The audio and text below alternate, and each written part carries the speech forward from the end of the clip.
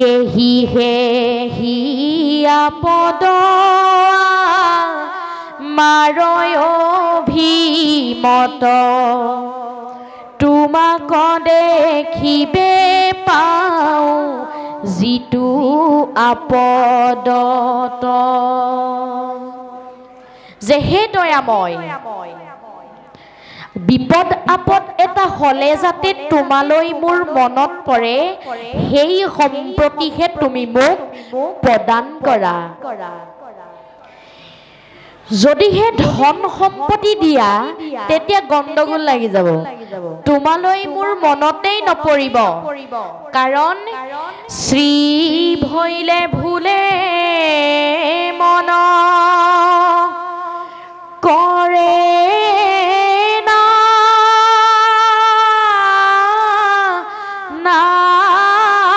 কাম সম্পদত নপৰে লৈ বাকত বনাম ধন সম্পত্তি দিলে তোমালৈ মোৰ মনতেই নপৰিব যদি দিব বিচাৰিছা সেই বস্তু দিয়া বোলে কি গংগা নদীখন সাগৰৰ অভিমুখে যাত্ৰা কৰি থাকোতে বাটত বহু জাজিয়ে বাধা দিলে জাজিৰি বাধা পায়ো গংগা যেনেকৈ উভতি নবয় ঠিক তেনেদৰে ময়ো মোৰ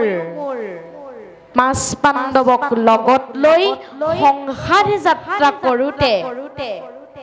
নানা বিপদ বিঘিনি আহিলেও তোমালৈ যাতে মোৰ মনত পৰে সেই সম্পত্তি তুমি মোক প্ৰদান কৰা দয়াময়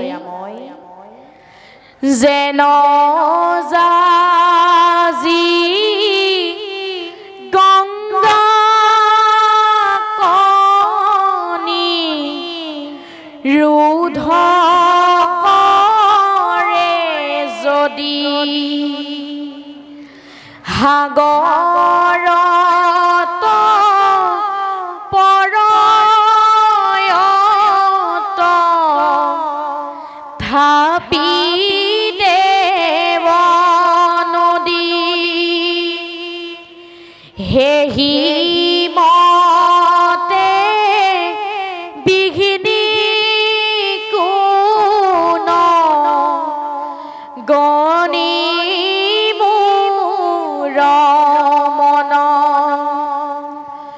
সদায় স্মৰুক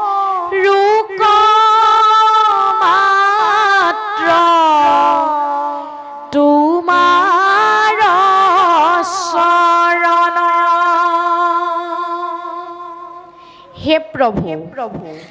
বাটত বিভিন্ন ধৰণৰ বাধা বিঘিনি আহিলেও তোমালৈ যাতে মই নাপাহৰো সেই সম্পত্তিহে তুমি মোক প্ৰদান কৰা কুন্তীৰ ভক্তি ভাৱত তুষ্ট হৈ দ্বাৰকালৈ যাব ওলোৱা কৃষ্ণই কি বুলি ক'লে জানেনে তেনেহলে পেহীদেউ নাযাওঁৱেই দিয়া ও ৰাম ৰাম নাযাইব দ্বাৰকা বুলি পালতি কৰি দুনাই গৃহে পখিলা কুন্তি কয়া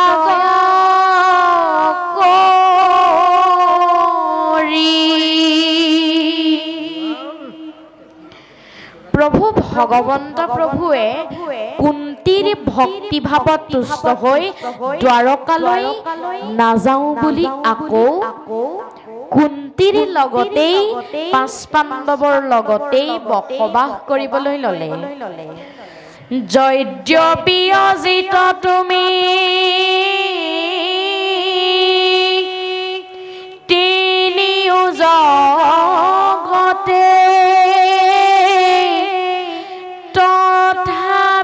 তোমাক জিনে হে শিখে লগতে সেইজন প্ৰভু ভগৱন্ত তিনিও লোকৰ গৰাকী সৃষ্টিৰ আদ্যত সৃষ্টিৰ মধ্যত সৃষ্টিৰ অন্তত তেওঁৱেই থাকে তেওঁৱেই সৃজন কৰোতা পালন কৰোতা নাশ কৰোতা কিন্তু হলে কি হ'ব তেওঁকো পৈশ্য কৰে তেওঁৰ ভকতে গতিকে আমি সমস্ত জনে ভগৱন্তৰ শ্ৰীচৰণত আশ্ৰয় ললেহে আমি সমস্ত জন হৰি ভকত হ'ব পাৰিম নহলে কিন্তু আমি নোৱাৰিম এতিয়া আমাৰ যুৱক যুৱতী সকলৰ মাজত আধ্যাত্মিক জ্ঞানটো থকা উচিত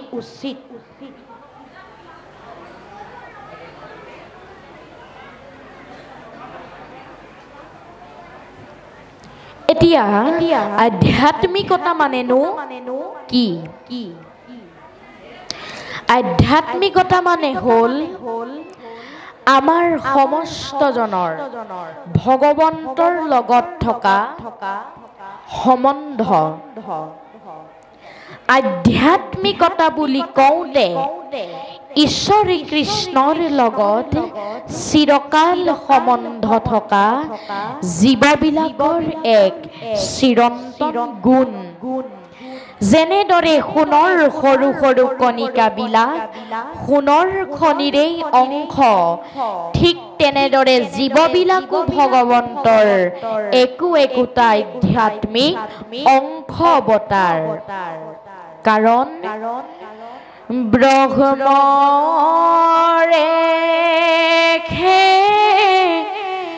অংশ জীৱ জগত সকল ঘতে ঘতে আছে যেন জাহ্নবীৰ জল যেন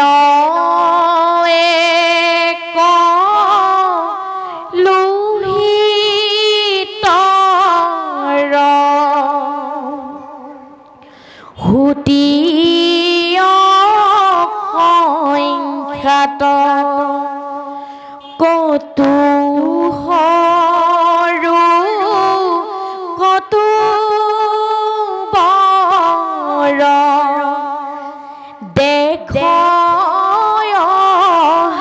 দেখাখ্যাত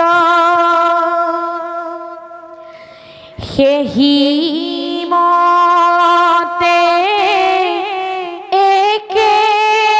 আত্মা জীৱ সংখ্যাত ঈশ্বৰৰ অংশ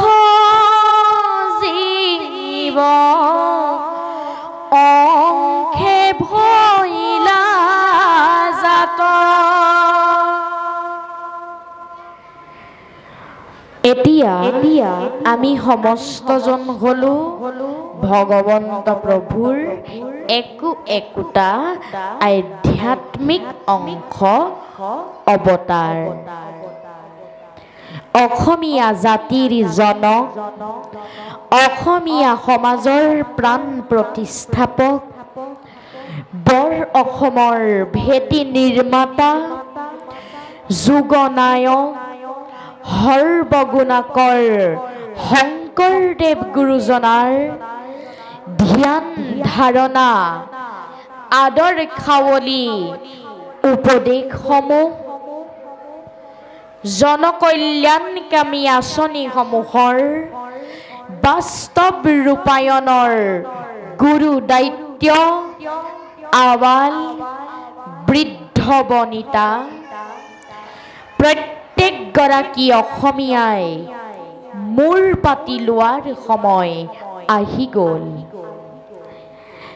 আজি আমাক শংকৰদেৱৰ দৰে মেধা শক্তি শক্তি সম্পন্ন তীক্ষ্ণ বুদ্ধিমন্ত আৰু প্ৰতিভাশালী ছাত্ৰ ছাত্ৰীৰ প্ৰয়োজন শংকৰদেৱে অতি কম সময়ৰ ভিতৰতে কৰতল কমল কমলদল নয়ন এই আকাৰ উকাৰ নথকা গীতটি লিখিয়েই সকলোকে অবাক কৰি দিছিল শিক্ষাগুৰু মহেন্দ্ৰ কন্দলীৰ তুলত শিক্ষা গ্ৰহণৰ আৰম্ভণিতেই এনেকুৱা চমৎকাৰ দেখুৱাবলৈ সমৰ্থ হ'ল আমাৰ গুৰুজনাই অতি কম সময়ৰ ভিতৰতেই 4 বেদ 14 শাস্ত্ৰ 18 পুৰাণ আদিৰ জ্ঞান লৈছিল এতিয়া আমাৰ গুৰুজনাৰ নামটো শংকৰ নাৰাখি অন্য এটা নামো ৰাখিব পাৰিলহেঁতেন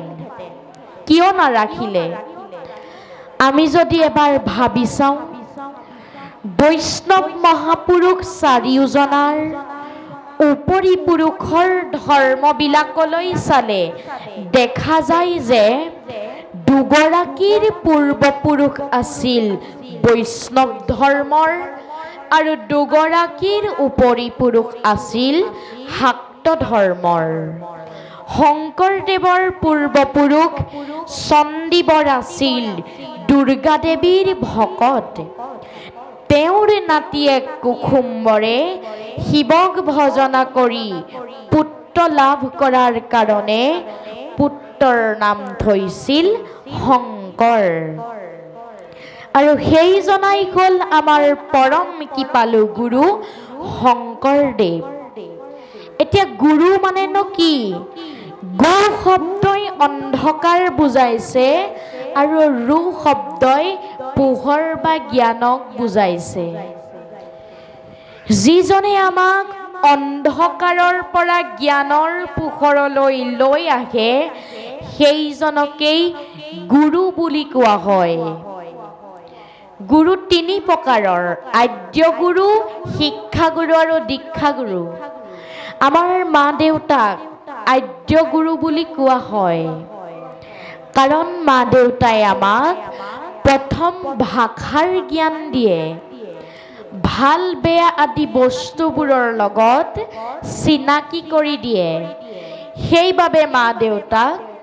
আদ্য গুৰু বুলি কোৱা হয় শিক্ষাগুৰুৱে আমাক শব্দ ব্ৰহ্মৰ লগত চিনাকি কৰি দিয়ে যি ল'ৰা ছোৱালীয়ে শিক্ষাগুৰুক মান সন্মান